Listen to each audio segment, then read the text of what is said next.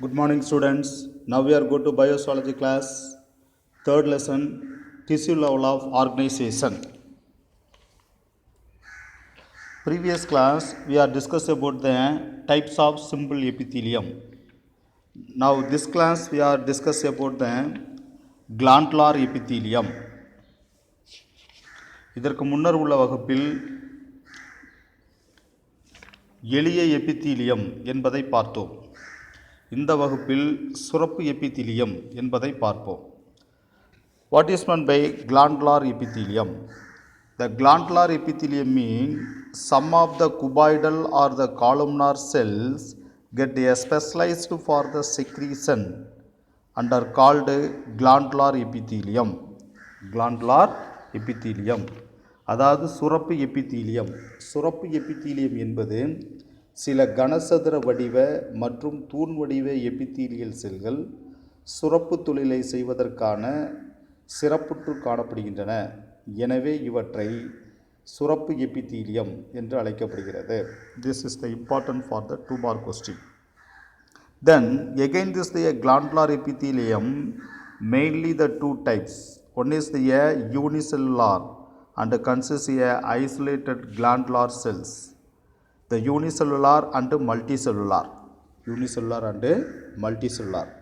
எனவே இந்த சுரப்பு எபித்தீலியம் மீண்டும் இரண்டு பிரிவாக பிரிக்கப்படுகிறது. அவை தனித்த சுரப்பு செல்களை கொண்டது. மற்றொன்று பல செல் சுரப்பிகள். ஒன்று தனித்த சுரப்பு செல்கள், மற்றொன்று பல செல் சுரப்பிகள் என்று அழைக்கப்படுகிறது. So when the glandular epithelium have the two types, one is the unicellular, another one is the multicellular.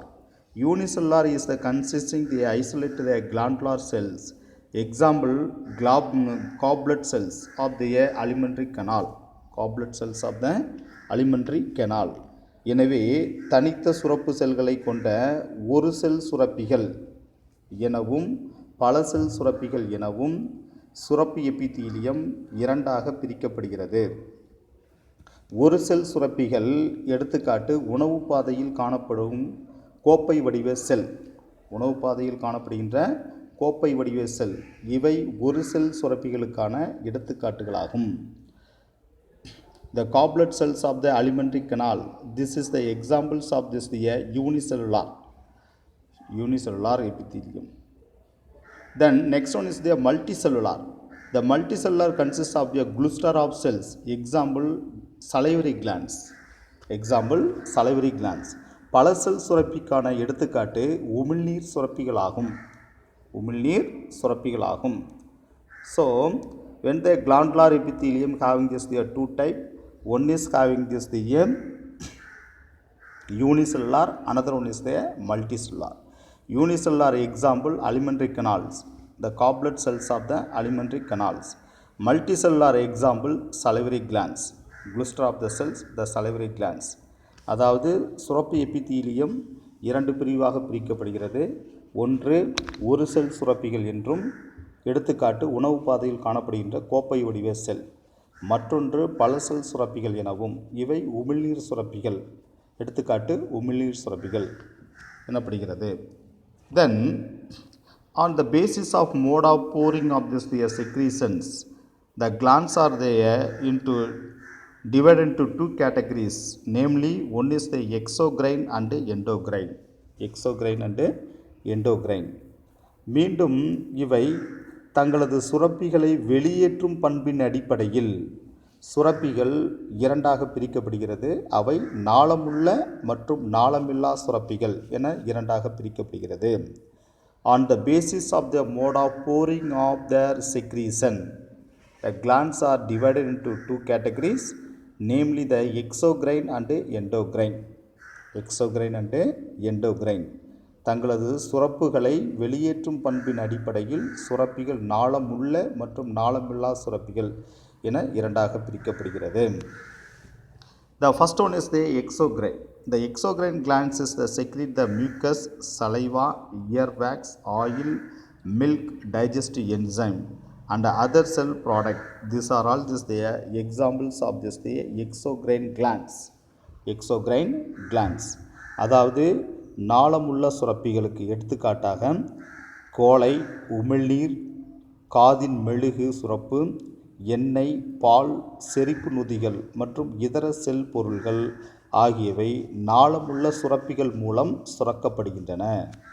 நாளமுள்ள சுரப்பிகள் மூலம் சுரக்கப்படுகின்றன. Then the product is the release.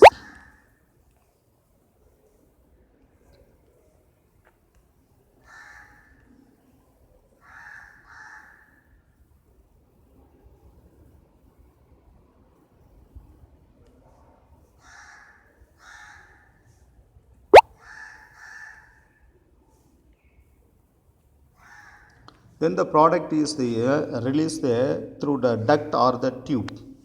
Duct or the tube. அதாவது இவற்றில் இவை குழல்கள் அல்லது குழாய்கள் மூலம் வெளியேற்றப்படுகின்றன. நாளமுள்ள சுரப்பிகள் மூலம் சுரக்கப்படுகின்ற இவை குழல்கள் அல்லது குழாய்கள் மூலம் வெளியேற்றப்படுகின்றன. குழல்கள் அல்லது குழாய்கள் மூலம் வெளியேற்றப்படுகின்றன. This is the importance of this. This is the importance of this. The product of the release through the duct or the tube. Duct or the tube. இதனுடைய உற்பத்தி இவை உற்பத்தி செய்ய நாளமுள்ள சுரப்பிகள் மூலம் சுரக்கப்படுகின்ற இவை குழல்கள் அல்லது குழாய்கள் மூலம் வெளியேற்றப்படுகின்றன. In contrast, the endocrine glands do not have duct. Their secretion is called as the hormone or they are secreted directly into the fluid bathing the gland. Fluid bathing the gland. இதற்கு மாறாக நாளமில்லா சுரப்பிகள் குழல்களை கொண்டிருப்பது இல்லை. அவை ஹார்மோன்கள் என்று அழைக்கப்படும் தங்களது சுரப்புகளை அச்சுரப்பியை நனைந்து கொண்டிருக்கும் திரவத்தினுள் நேரடியாக சுரக்கின்றன. They secrete the hormone, they secrete directly into the fluid bathing in the gland. Fluid bathing in the gland. தங்களது சுரப்பிகளை அச்சுரப்பியை நனைத்து கொண்டிருக்கும் திரவத்தினுள் நேரடியாக சுரக்கின்றன. This is the main difference between this exocrine and endocrine glands. What is the difference between this the exocrine and endocrine glands? It's come to the 2 mark question. Exocrine glands means with the duct. Endocrine glands means without duct. அதாவது நாளமுள்ள சுரப்பி என்பது குழல்களையோ அல்லது குழாய்களையோ கொண்டு காணப்படுகிறது. நாளமில்லா சுரப்பி without duct குழல்கள் காணப்படுவது இல்லை. When this is the one of the different. Another one is the exocrine glands generally secrete the enzyme. Exocrine gland is secrete the enzyme and have this the various fluids, milk, digestive enzyme, saliva, earwax, oil, secrete the mucus. These are all examples of this the exocrine glands is the secrete and carried by this the duct. அதாவது நாளமுள்ள சுரப்பிகள் கோழை, உமிழ்நீர், காதின் மெழுகு சுரப்பு, எண்ணெய், பால் செரிப்பு போன்றவைகளை சுரந்து குழாய்கள் அல்லது குழல்கள் மூலமாக எடுத்து செல்கின்றன. But the endocrine glands only secrete the hormones. Only secrete the hormones. Have no any other duct. Directly mixed to the bloodstream. அதாவது எண்டோக்ரைன் கிளாண்ட்ஸ் நாளமில்லா சுரப்பி என்பது ஹார்மோனை சுரந்து நேரடியாக இரத்தத்தில் கலக்கின்றன அல்லது அச்சுரப்பியை நனைத்து கொண்டிருக்கும் திரவத்தினுள் நேரடியாக சுரந்து இரத்தத்தில் கலக்கின்றன. This is the main difference between the exocrine gland and endocrine glands. So the endocrine glands secrete the hormone and secrete the directly into the fluid bathing the gland.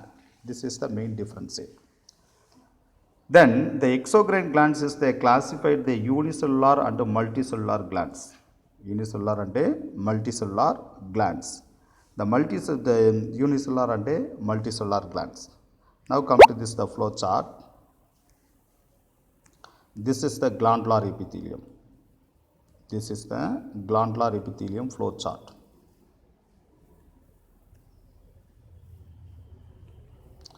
entire part of the glandular epithelium.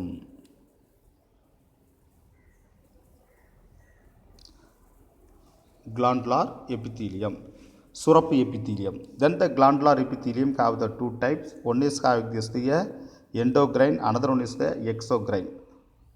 Endocrine நாளமில்லா சுரப்பி, நாளமுள்ள சுரப்பி. Then this the exocrine again have the two categories. What are they? Unicellular and then multicellular.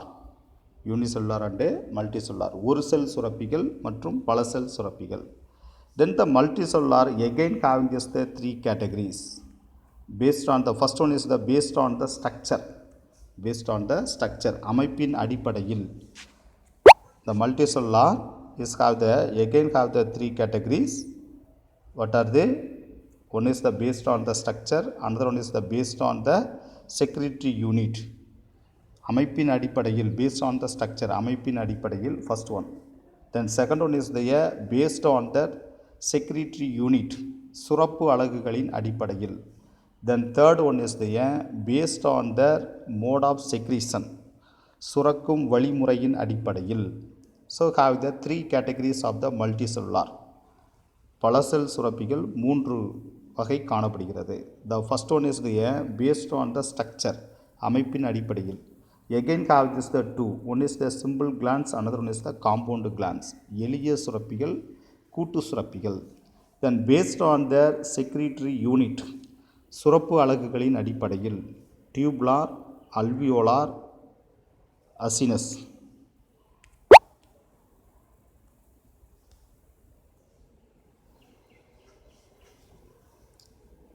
Already told you the glandular epithelium have the two categories. One is the exocrine, நாளமுள்ள சுரப்பி. Another one is the endocrine. Another one is the endocrine, நாளமுள்ள சுரப்பி. Then exocrine have the two categories. Exocrine have the two categories. What are they? Unicellular and multicellular. ஒரு செல் சுரப்பிகள், பல செல் சுரப்பிகள். Then the multicellular have the three categories.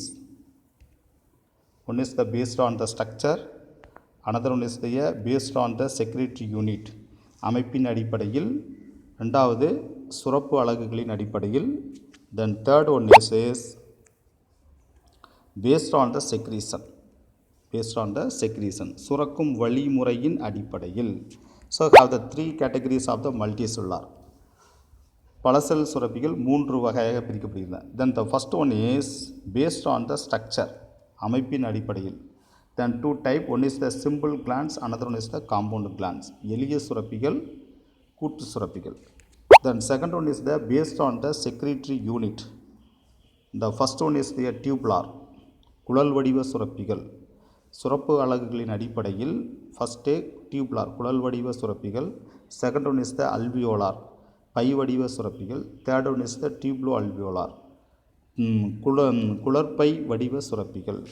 The three categories. Then last one is there based on the mode of secretion. The three categories. சுரக்கும் வழிமுறையின் அடிப்படையில். The first one is the merocrine, holocrine, apocrine. The three categories. This is the classification of glandular epithelium. இவை சுரப்பு எபித்தீலியத்தினுடைய வகைப்பாடு. Now come to the topic.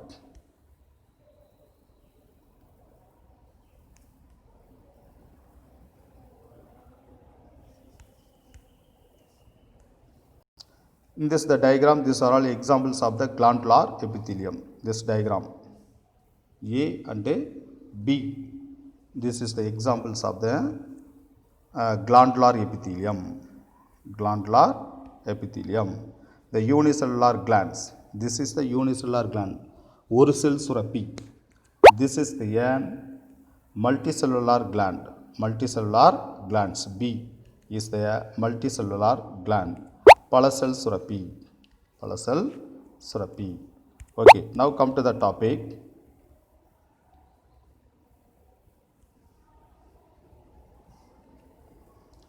So I already told you differentiate between this the exocrine glands and endocrine glands. நாளமுள்ள சுரப்பி, நாளமுள்ள சுரப்பி, நாளமில்லா சுரப்பிக்கான வேறுபாடுகள். Already I explained. Now, the exocrine gland.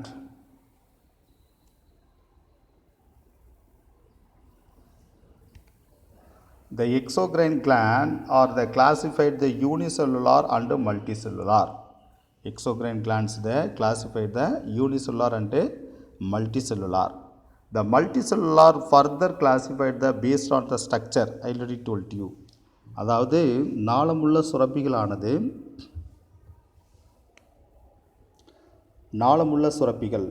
இந்த நாளமுள்ள சுரப்பிகள் ஒரு செல் மற்றும் பல செல் சுரப்பிகள் என இரண்டு வகைப்படுகின்றன. The exocrine glands is the classified the unicellular and multicellular glands. நாளமுள்ள சுரப்பிகள் ஒரு செல் மற்றும் பல செல் சுரப்பிகள் என இரு வகைப்படுகின்றன. Then the multicellular glands is the further classified based on the structure, simple and compound glands. Simple and compound glands. அதாவது இவற்றுள் பல செல் சுரப்பிகள் மல்டிசெல்லுலார் கிளான்ஸ், பல செல் சுரப்பிகள் அவற்றின் அமைப்பின் அடிப்படையில் simple and multicellular glands is the further based on the structure is the divided into two. One is the simple, another one is the compound glands. பல செல் சுரப்பிகள் அவற்றின் அமைப்பின் அடிப்படையில் இரண்டு பிரிவுகள் ஒன்று எளிய சுரப்பிகள், மற்றொன்று கூட்டு சுரப்பிகள் என வகைப்படுத்தப்படுகின்றன. Then the another one category multicellular, the based on the secretory unit. மீண்டும் பல செல் சுரப்பிகள் அவற்றினுடைய சுரப்பு அலகுகளின் அடிப்படையில் based on the secretory unit. Then have the three category, tubular, alveolar, acinus. Then next one is the tubulo-alveolar is the divided three category.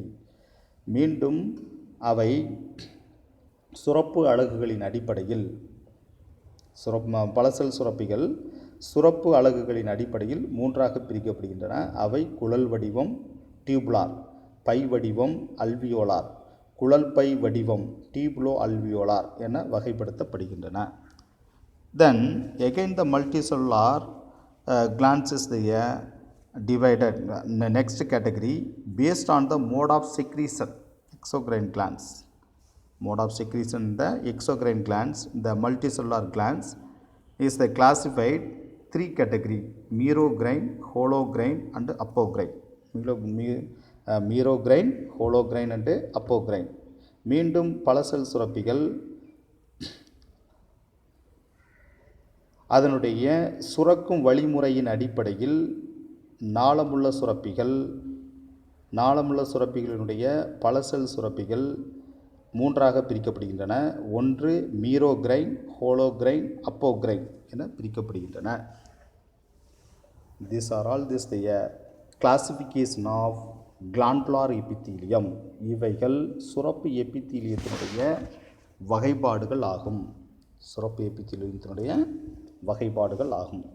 Okay. Now next go to the compound epithelium. கூட்டு epithelium. This is the exact diagram of this the compound epithelium. Multi-layered cells. கூட்டு epithelium பல அடுக்கு செல்கள். The compound epithelium is made up of a more than one layer, multi-layer of the cells. Thus they has the limited role in the secretion and the absorption. This is the important. What is the difference between this the simple epithelium and the compound epithelium? The simple epithelium is made up of a single layer. The cells are arranged have a single layer, so that is called as the simple epithelium. But the compound epithelium means is made up of a more than one layer, so that is called as the compound epithelium is used for the cells and thus the limited role in the secretion and absorption. அதாவது எளிய எபித்தீலியத்திற்கும் கூட்டு எபித்தீலியத்திற்கும் உள்ள வேறுபாடு. எளிய epithelium simple epithelium என்பது ஒற்றை வரிசைகளாலான செல்களால் ஆக்கப்பட்டிருக்கும், அவை எபித்தீலியம், எளிய எபித்தீலியம். கூட்டு எபித்தீலியம் என்பது பல அடுக்கு செல்களால் ஆனவை. இவை சுரத்தலிலும் உறிஞ்சுதலிலும் சிறிதளவே பங்கு கொள்கின்றன. சிறிதளவே பங்கு கொள்கின்றன. The compound epithelium is made up of more than one layer, multi-layer of the cells and thus a limited role in the secretion and absorption. Limited role in the secretion and absorption. அதாவது இவை சுரத்தலிலும் உறிஞ்சுதலிலும் சிறிதளவே பங்கு கொள்கின்றன. சிறிதளவே பங்கு கொள்கின்றன.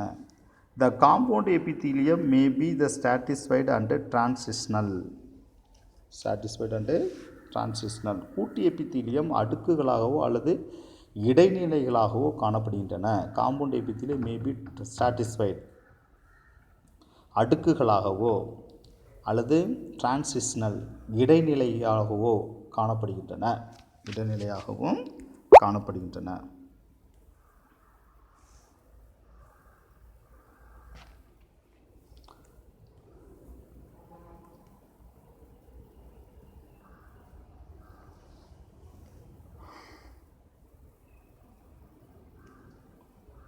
Then what are the important functions of this?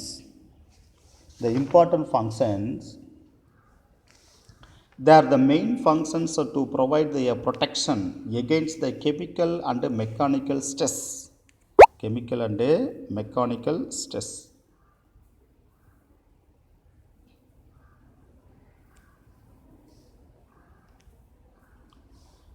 Their main functions is to provide the protection against the chemical and mechanical stress. இவற்றினுடைய முக்கிய பணி வேதிய மற்றும் இயற்பிய அழுத்தங்களிலிருந்து பாதுகாத்தல் ஆகும். This is the importance of the 2 mark question. They cover the dry surface of the skin, the moist surface of the buccal cavity, pharynx, inner lining of the duct, salivary glands and the pancreatic duct. பொதுவாக இவை கூட்டு எபித்தீலியமானது தோலின் உலர்ந்த பரப்புகளின் மீதும் வாய்க்குழி pharynx வாய்க்குழி பக்கல் cavity வாய்க்குழி pharynx தொண்டை inner lining of duct of the salivary gland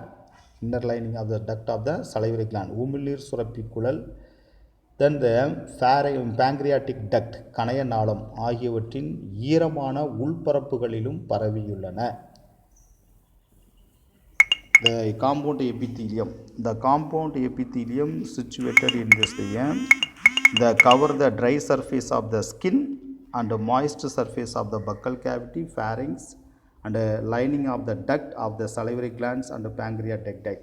These are all situated in this compound epithelium. இவைகளில் கூட்டு எபித்தீலியமானது காணப்படுகின்றன. There are the 4 types of the compound epithelium. Then the compound epithelium majorly having the 4 types. What are they? இவை 4 வகைகள் காணப்படுகின்றன. கூட்டு எபித்தீலியமானது 4 வகைகளாக காணப்படுகின்றன. The first one is the stratified squamous epithelium. Stratified squamous epithelium. அவை அடுக்கு தட்டை epithelium. First one is the அடுக்கு stratified squamous epithelium அடுக்கு தட்டை epithelium. Second one is the cuboidal epithelium. Cuboidal கனசதுர வடிவ epithelium. Then third one is the columnar epithelium தூண் வடிவ epithelium. Then fourth one is the transitional epithelium இடைநிலை epithelium. So generally the compound epithelium having this the 4 types. கூட்டு epithelium 4 வகைப்படுகின்றன. The first one is the stratified squamous epithelium. அடுக்கு தட்டை epithelium. First one.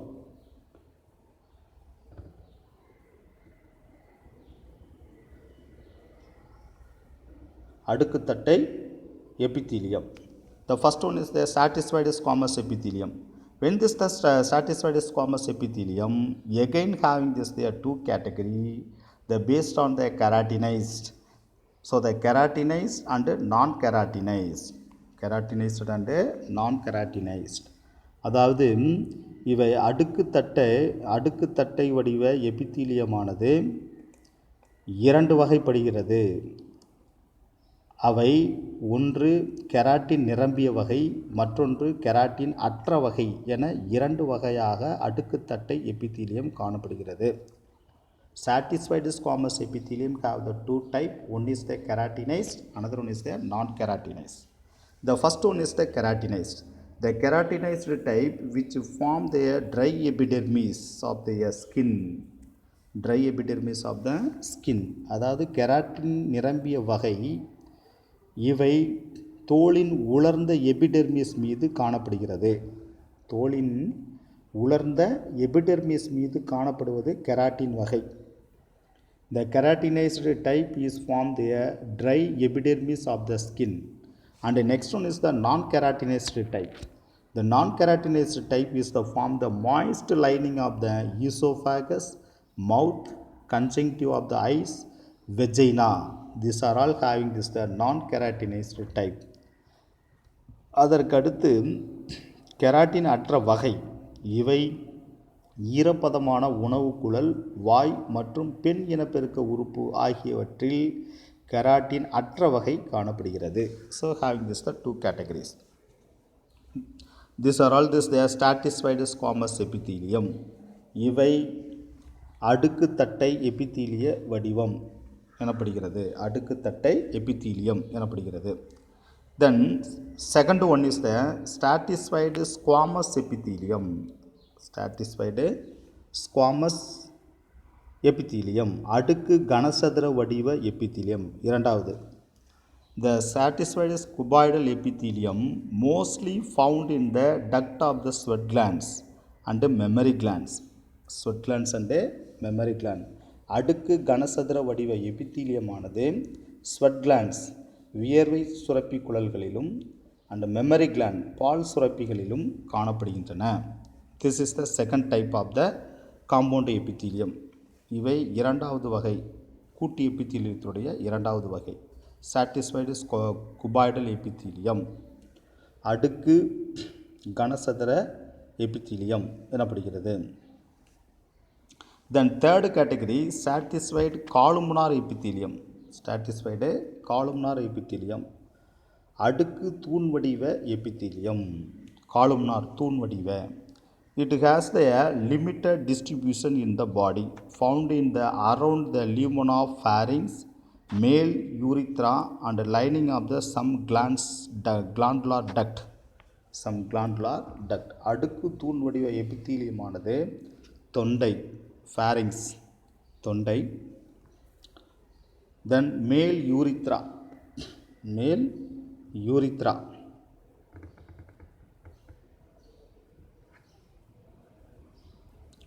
ஆண் சிறுநீர் நாளம் மேல் யூரித்ரா ஆண் சிறுநீர் நாளம் and lining of some glandular duct சில சுரப்பிகளின் நாளங்களின் உள்ளுறை போன்றவற்றில் இவை காணப்படுகிறது.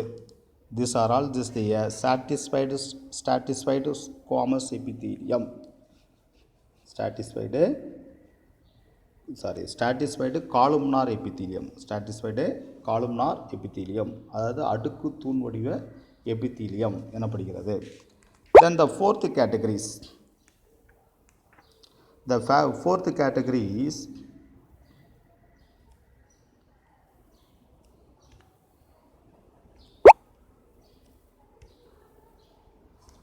transitional epithelium. இடைநிலை epithelium.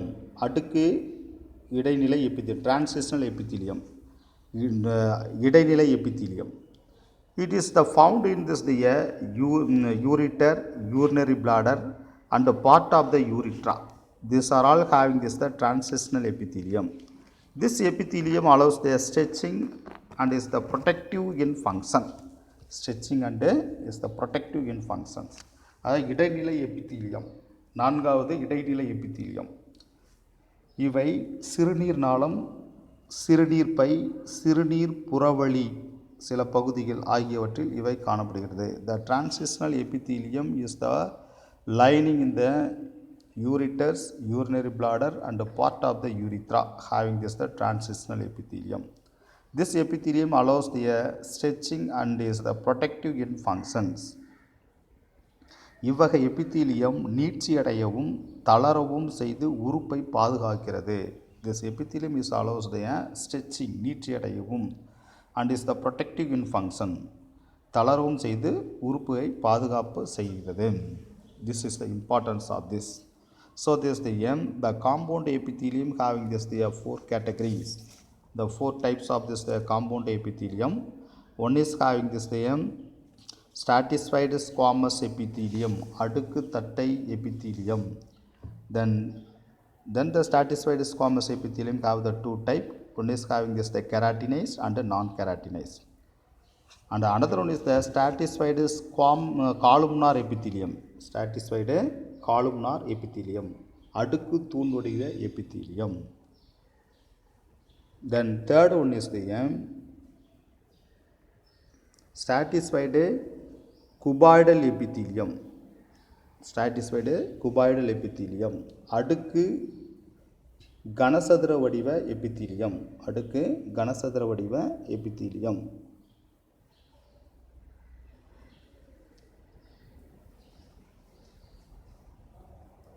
Then stratified columnar epithelium, அடுக்கு தூண் வடிவ epithelium. Then last one is the transitional epithelium, இடைநிலை epithelium என நான்கு வகைப்படுகிறது. The first one is the stratified squamous epithelium, அடுக்கு தட்டை வடிவ epithelium. Then second one is the stratified cuboidal epithelium, அடுக்கு கனசதுர வடிவ epithelium. Then third one is the stratified columnar epithelium, அடுக்கு தூண் வடிவ epithelium.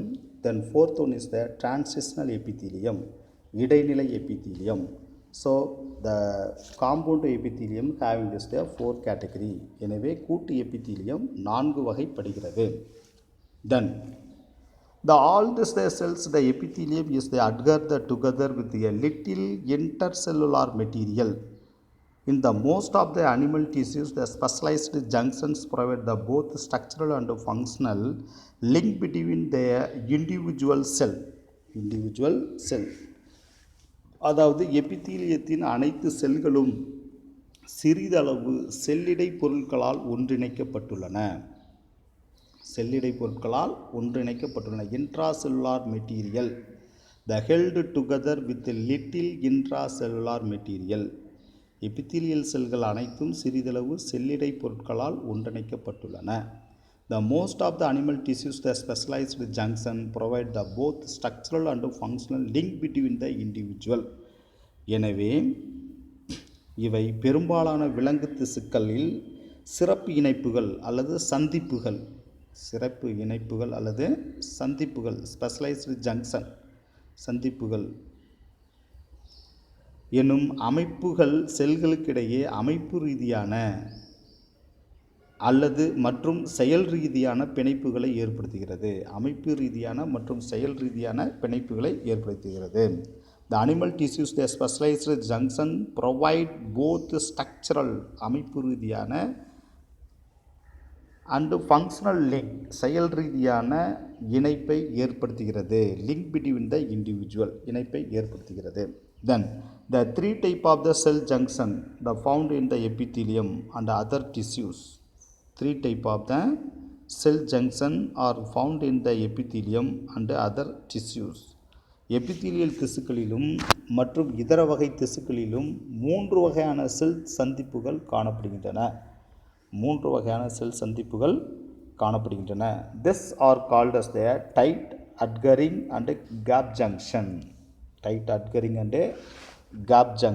என மூன்று வகை காணப்படுகின்றன. டைட் இறுக்கமான சந்திப்புகள் tight junction, and adhering junction ஒட்டும் சந்திப்புகள், and third one is the gap junction இடைவெளி சந்திப்புகள் என்று மூன்று காணப்படுகின்றன. The three type of the junction.